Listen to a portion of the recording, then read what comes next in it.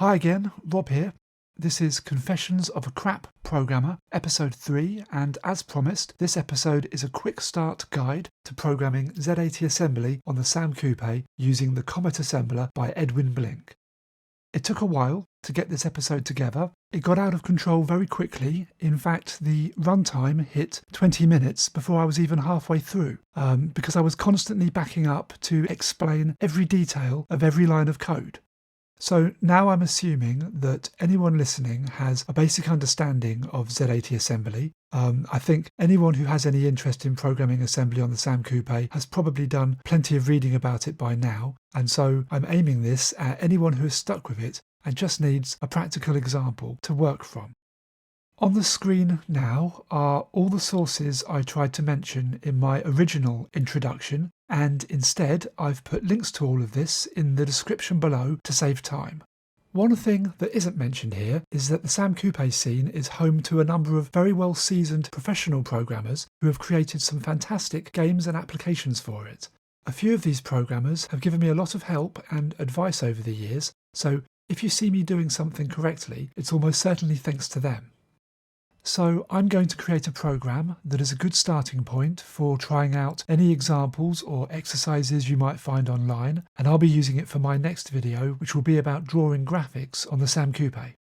This program sets up a main loop with interrupts enabled and also has support for the non-maskable interrupt, which is a feature of the Z80 CPU that the Sam Coupé takes advantage of by having an actual switch for it on the back of the machine. So I'm ready to go here. As I said, I'll be using the excellent Comet assembler by Edwin, and I'll put a link to it in the description below. Before I launch Comet, I need to make the basic loader that will load and run the assembly program. We only need 3 lines of basic, 10 mode 4 to set the screen mode, and this also clears the screen, 20 load test with 4 spaces, dot capital O, code 32768, which will be the name of our test program and the location in memory we're loading it to, and finally 30 call 32768 to run the program. We can save this as auto to make things quicker later on. And now we're ready to make the program itself.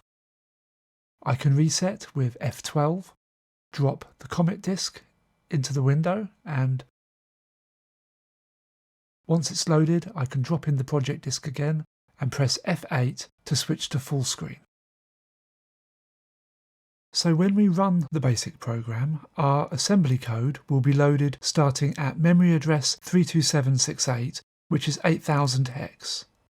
The Z80 processor can only address 64K of memory, so to make use of the 256 or 512K of RAM in a Sam Coupé, the memory is split into 16K pages. This is the diagram from the Sam Coupé technical manual, with a couple of additions. You can see that the 64K addressing range is split into a higher and lower 32K area, with 2 16K sections in each. There are 2 ports, 250 and 251, that we use to select which pages are visible to the CPU. I assume you can put individual 16K pages into each section by manipulating the bits of whatever page number you send to ports 250 and 251, but I've always just used them as pairs. If I have page 1 in section A, then page 2 will be in section B. Our program will be down here in the lower memory page, and although I won't be setting it up today, in the next video I'll be using a single buffered screen that will be permanently paged in to the higher memory sections. The screen uses 24K of memory, which means there's still 8K of unused memory above the screen where we can put routines that change the lower page if needed. So now we can get started. The first instruction is ORG, which stands for origin, and this is the address where our program will begin in the Sam's memory. This address is important because every label or instruction we add to the program will have a physical location or address that is measured in bytes from this origin. the origin is going to be 0 right at the start of memory, which will make things nice and easy in a moment, as you'll see. The second assembler instruction is dump 8000 hex, which is where the finished code will be located in memory after Comet has assembled it. Both of these are instructions to the assembler and won't be part of our program. But now I can put in what will be the first byte of program code, which will be at memory address 0, and this is DI to disable the interrupts, and this will prevent anything unexpected happening while we get started. So we get the contents of the high memory page register, which is port 251, and have that put into the A register. So A now contains the number that represents which page is visible to the CPU in the high memory area. And we're going to AND it like this to clear the top 3 bits, and then we're going to OR it with 32, which will set the 32-bit to 1, and then put the result into port 250. Writing out the number in binary does make things easier, as you can see which bits are being affected more clearly. So what we've done is this. When our basic loader is run, our program code is loaded and put here in section C, starting at memory address 8000 hex. The code we just wrote takes the page number from port 251 and sends it to port 250. By clearing those top 3 bits and then setting the 32-bit with the OR, we instruct port 250 that we want the page to begin in section A. If we had left the 32-bit set to 0, then only section B would have been modified. The program is now where we want it, in sections A and B, but we haven't moved the program counter yet, and we're still actually running the program up in section C. So we need to jump down to the code in the lower page, and for that we'll need a label, which I'm going to call begin66H. It will be located at that address, 66 hex, which you might recognise as the non-maskable interrupt address. Now I could use the origin instruction again here, but instead what I'm going to do is pad out the space with NOP instructions. These take up exactly 1 byte, but don't actually do anything, and we need slightly less than 100 of these, which I can do in a vaguely sensible way by making 10 and then copying them a few times.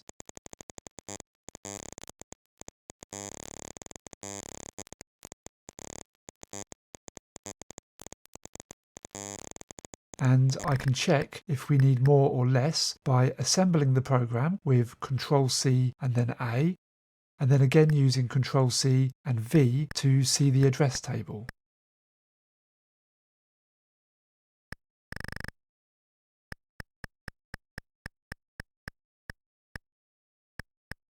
When the label is at address 102.66 hex, then it's in the right place. I need to add one more label for handling interrupts, and this goes at 38 hex, which is 56 decimal. So again, I can guess roughly where it should be. Then assemble it to have a look.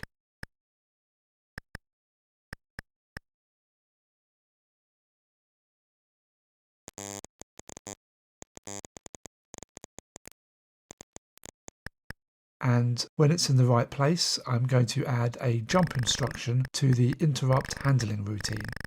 The jump instruction uses 1 byte and the address to jump to uses 2 bytes, so I can remove 3 NOPs after the jump to keep the begin 66H label in the right place.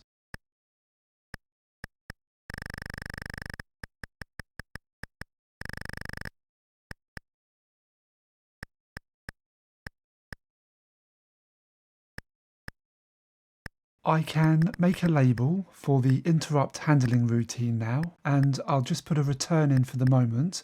Oh, and the enable interrupt instruction that you have to do, and I always manage to forget. When an interrupt occurs, the interrupts are automatically disabled, so if they're not re-enabled before we return, then they would remain disabled and we'll have no idea why the music has stopped working or whatever. Anyway, now I can check that everything is still okay by assembling and looking at the label addresses again. So these labels are at the addresses where the program will jump to, 66 hex if you press the NMI button, or 38 hex when an interrupt occurs. When we enable the interrupts in our program, which will happen just before the start of our main loop, 50 times a second the program will be interrupted, the current memory address will be pushed onto the stack for us to return to, and the program counter will jump to 38 hex where we redirect it onto our actual interrupt routine.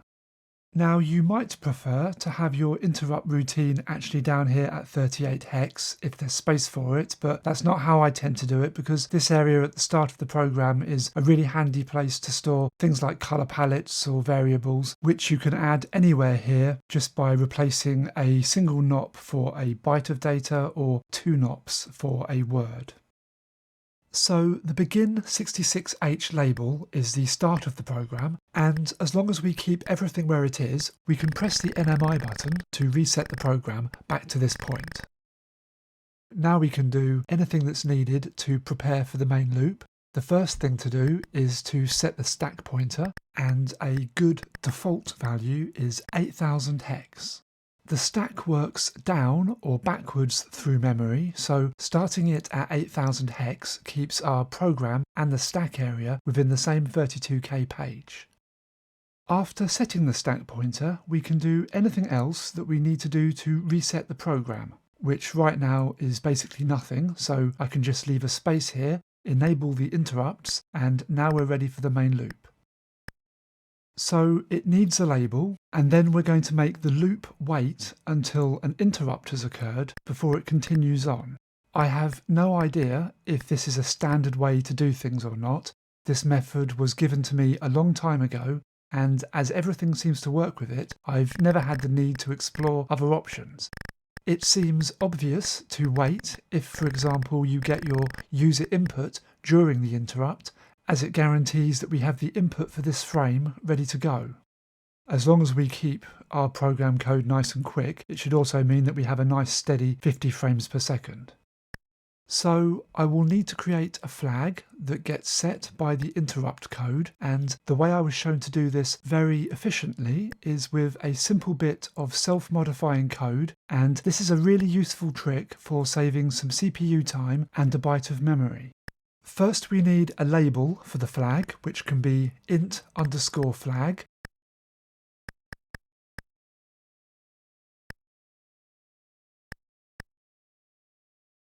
And then the actual instruction that will be modified will be load A with 0. Modifying the instruction works in exactly the same way as loading a number into any old variable that you declare normally. But you have to remember to add 1 to the label name so we don't modify the load A part of the instruction. The flag will need to be set to 0 before we start waiting for an interrupt, so I can do this by setting A to 0 with XOR A, which is how the cool kids do it, and then loading our flag label +1 with A.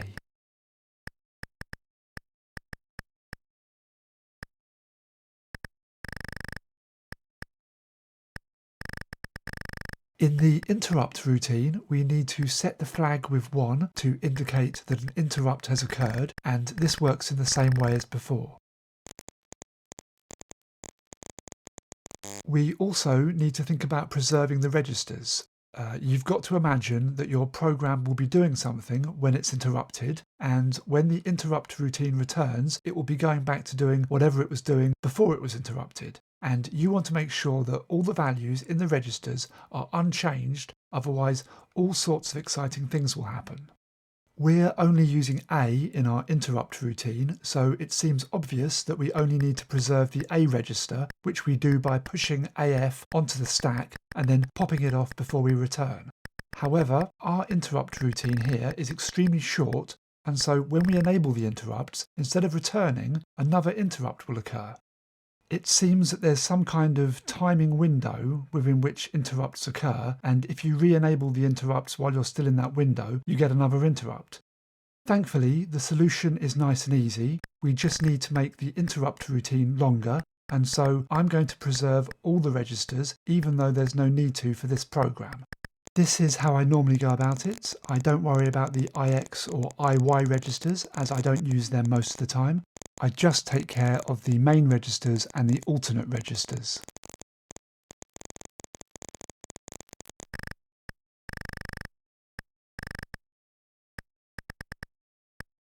So back at the start of the loop, we can now finish off the wait routine by checking if A is still 0. We could use a compare instruction, but it's more efficient to just OR A, which ORs A with itself. If A equals 0, then the 0 flag will be set, just as it would be with the compare, but OR A takes up one less byte of memory and is also slightly faster.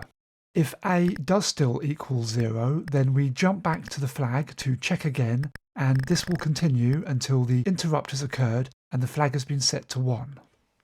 Now we are actually into our loop, and for the time being, all that's needed is a jump back to the beginning of the loop, and this is ready for assembly.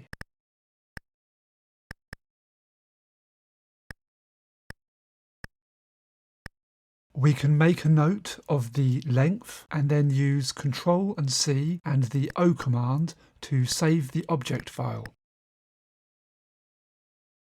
I'll call it test. The address is our dump address 32768 and the length is 146. Now we can run this, but as nothing happens in the program, we'll just see the blank screen that Sam Basic was using. So instead, I'm going to set a breakpoint using the debugger in Simcoupé, and we can follow the program running step by step from the moment it gets called by line 30 of the basic loader. When I was first shown how assembly works, it was stepping through something running in a debugger that was probably the one thing that helped me understand what was going on more than anything else, and so I'm going to try and recreate that experience because it might help someone else. So after saving the source code, I can reboot the SAM and press F9 to open the debugger.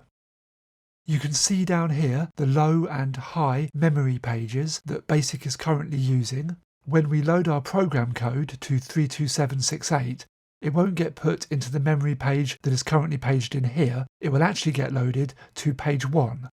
So to create a breakpoint, I need to put that page in memory first. I press H to set the high memory page and then enter 1.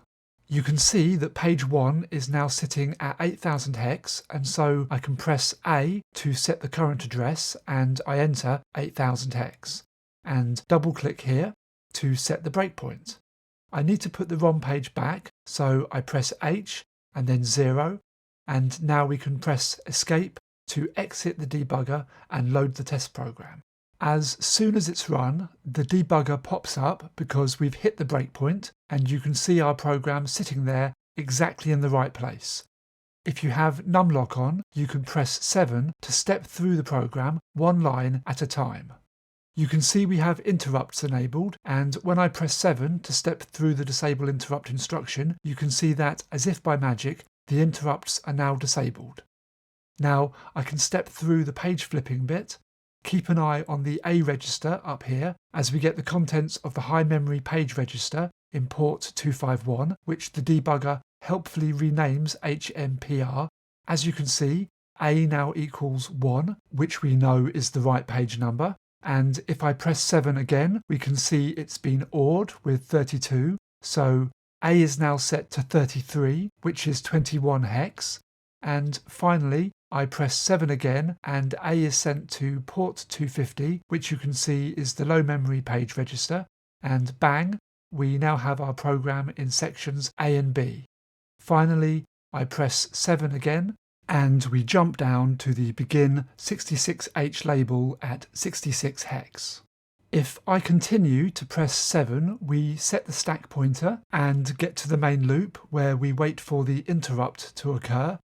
Now I can nip down here and set a breakpoint at 38 hex and then press escape to exit the debugger.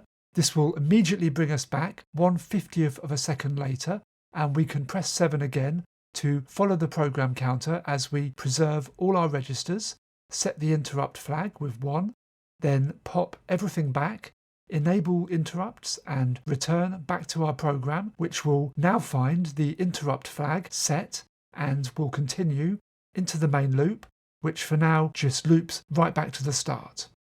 Being able to step through a program like this is critical to finding your bugs, so getting comfortable with using the debugger as early as possible is a really good idea. I don't know what I'd do if Simcoupé didn't have this feature. I guess I'd have to write my own debugger and have it in the interrupt routine somewhere. Is that what people do? I'd love to hear from any more experienced programmers in the comments with strategies for doing this, as it's the only thing stopping me from going back and doing all my programming directly on the real hardware. So that does it for this video. Please let me know in the comments if you think I need to explain more of the details or maybe less of them. As I said at the beginning, I'll be using this example program as the starting point for the next video, where I'm going to go through all of the truly awful and frankly unbelievable things that I've been forced to do to draw graphics on the Sam Coupé. And there will also be a very simple example for drawing a sprite in assembly from Sam Basic. See you next time.